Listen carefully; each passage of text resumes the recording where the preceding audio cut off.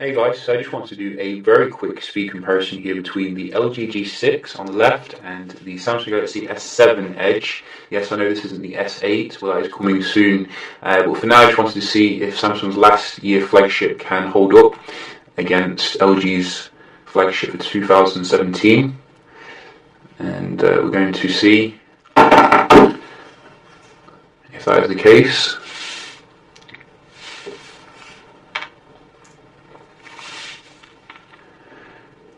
Oh, so it's going to be close. Oh, LG. So LG does just make it for the startup here, which is very nice. Usually LG is behind. I have actually kept to the skin on the like no app drawer because some people say it's a bit faster for the performance. So we're gonna see how they do compare here. Straight away you can see the Edge still had a much brighter display when you are on the Max. I wish they would have used the OLED technology on the G6, but maybe we'll see that on the V30. We're going to just open up a few apps here and then have a look at the multitasking. We have also got some games to see if there's any difference here. And so far the G6 seems to be going ahead, which is nice. As you can see, three have gone there to the G6. We have got the S7 Edge on the Exynos platform, and performance mode is turned on as well. So everything seems to be opening up a little bit faster here on the G6 in terms of like the camera, and that is nice. I do like to see progression here. It's leaving the S7 Edge standing. I wonder how it will fare against the S8. Let's just try the settings. So you can definitely see a remarkable improvement here to the performance, which is good. Let's have a look at the games. We have a few downloaded. Just wish they'd made a better display on the G6. I mean, it just looks kind of dull in comparison to the S7 Edge. Again, faster here on the left though to load the game.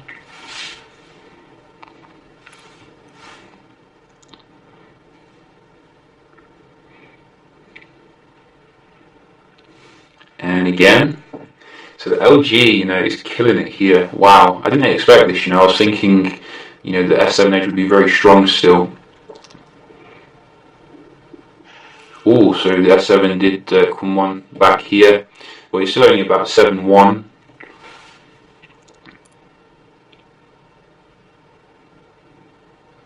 And again, so the S7 you can see still does load some games a bit faster, but overall I think the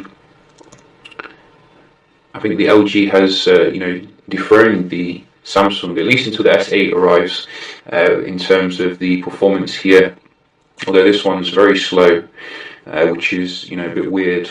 While we're just waiting for that, we can get to speed test running here. So we'll just get rid of this now. So both of them are connected to Wi-Fi, which is the 5G. And let's start with the boy that never lets me down, ever.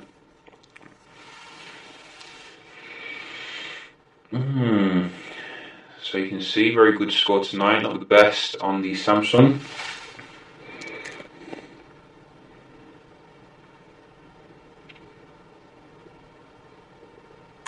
And we have the G6. What can you give us? What can you give us? Oh, it's going for it. It's going for it. So not the best score tonight in terms of the Wi-Fi, which is funny because I did actually do a speed test earlier on and it did a lot better. So I'm going to give it another go here. We want to be fair. Give it a chance to redeem itself. But, oh dear. Maybe I spoke too soon earlier. Maybe the G6 is also not very good when it comes to Wi-Fi. So why would that be? Why would that be?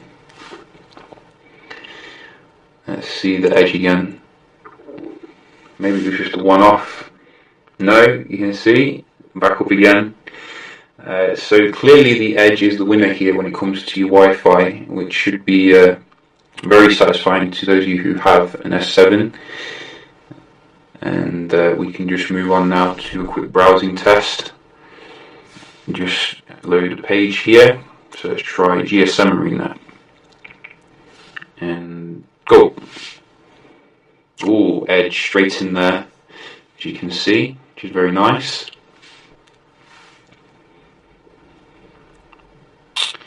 So a little bit slow here on the G6 for the web browsing. I wonder why that is.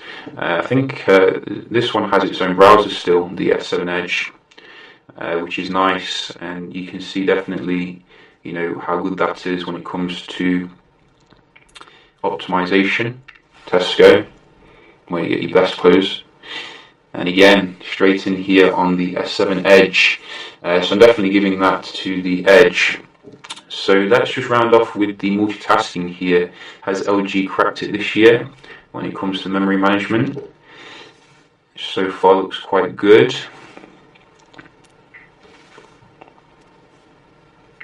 No reloads, as you can see. I think they're both coming with 4 gigs of RAM.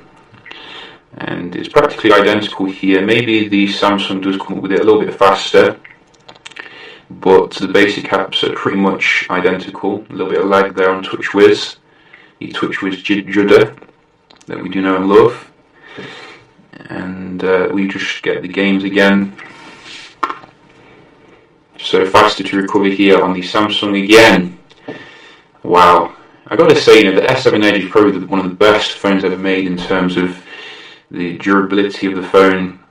Oh, it's reloading a bit here, but it did recover again faster than the G6. I mean, this is LG's latest phone, and the Samsung's going toe to toe with it. You know, my God, maybe LG should, you know, make its own processor so that it can compete.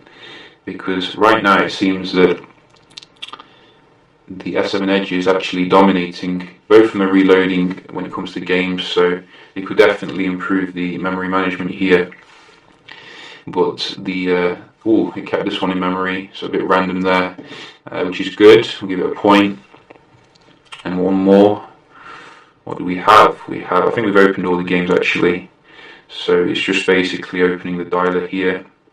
Another reload on the G6. I think overall the Samsung did better when it came to the multitasking, which is very shocking to me. And once again demonstrates, you know, the 2016 flagships are still very potent when it comes to web browsing, the multitasking, just the apps opening that I did notice the G6 coming ahead overall. But obviously, you know, the phone is more than just a speed test. There are other things to consider here. With the G6, we are getting a full waterproof design now, which is good. You know, that brings it up to the phones of other manufacturers. You're also getting a dual camera here, which you won't find on the new Samsung phones or the S7 Edge. Allows you to do wide angle and all sorts of good stuff. You are getting, I think, a slightly bigger battery as well than what Samsung's offering with either the S8 or the... In fact, it's not bigger than the S7 Edge. The S7 Edge has quite a good size capacity, but if you're getting the standard S8, you're getting a bigger battery in the G6. You're also getting a quad DAC if you get it from certain regions, which is quite good. And also no curved display, because not everyone does actually like the curved display. Some people want just, you know, to be able to hold it here without fear of dropping it. So there's definitely some very nice stuff going on here with the G6. It feels like an amazing piece of technology, I've got to say. But I do think they could have done better overall. You know, I think they could have put a OLED display in there. I do think they could have put a Snapdragon 835 and also like maybe put the same cameras in the S8 that we do have, like with a dual camera. So there's room for improvement overall. And the S7 Edge, you can see, still holds its own pretty much. So yeah, just a quick little speed test here, comparison between G6 and the S7 Edge. Hope you found it helpful, and I'll see you in the next one. I'm sure this pleased a lot of you S7 Edge owners out there. You know, you're pretty much sorted, I think, for another year. So yeah, just a quick video here, and I'll see you in the next one. Cheers.